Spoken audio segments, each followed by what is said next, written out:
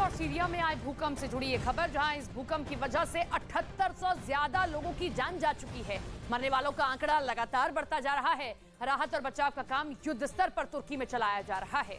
तो ये बड़ी खबर आप देख रहे हैं। तुर्की में आए भूकंप के बाद हर ओर त्राहिमाम मचा हुआ है। 7800 से ज्यादा लोगों की जान अब तक जा चुकी है। वहीं राहत और बचाव कार्य अभी भी जारी है, लेकिन मौसम में खराबी के चलते बीच बीच में राहत बचाव कार्य को रोकना पड़ रहा है।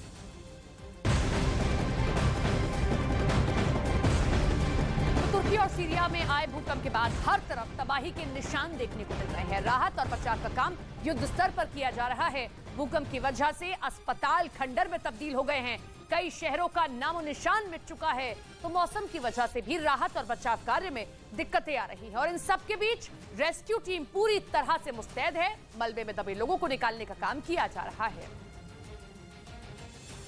तो उधर तुर्की और सीरिया में आए विनाशकारी भूकंप में मरने वालों की संख्या बढ़कर 7800 के पार पहुंच गई है, जबकि घायलों की संख्या 30,000 हो गई है। और इस बीच सीरिया में कई घंटों बाद लोगों को मलबे से सुरक्षित बाहर निकालने का सिलसिला बदस्तूर जारी है, जिसके तहत अलेप्पो शहर में कई लोगों को बचाया गया, जो कई घंटों तक मलबे के नीचे दबे हुए थे। इस बीच एक इलाके से सामने आई एक तस्वीर में दिखा कि बच्ची को रेस्क्यू टीम ने बचा लिया है। इस दौरान उस बच्ची के पिता भी वहां मौजूद थे, जिन्होंने उसे बाहर निकाले जाने तक उसकी हौसला अफजाई की, ताकि वो बिना डरे रेस्क्यू टीम का साथ देती रहे।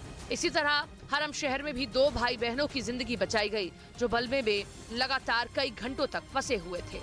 धरती के अंदर ऐसी भयानक उथल पुथल मची हुई है कि अमेरिका के पैरों तले जमीन खिसक सकती है। अमेरिका में इतना जबरदस्त जलजला आ सकता है कि तुर्की में मची तबाही भी उसके सामने बौनी साबित होगी।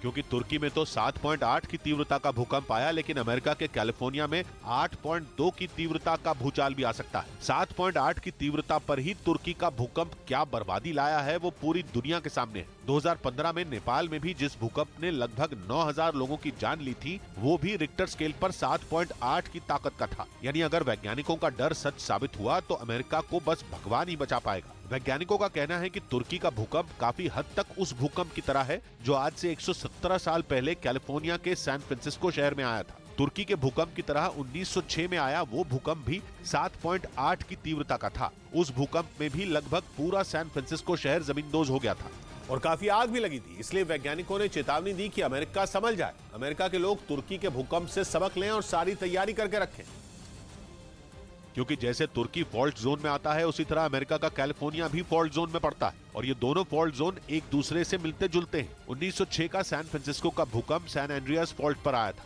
सैन एंड्रियास फॉल्ट जोन में जमीन के अंदर मौजूद प्लेटों में लगातार हलचल हो रही है। उस हलचल की वजह से दबाव पैदा हो रहा है। न्यूज़ 18 इंडिया की web series FIR number 208 streaming now.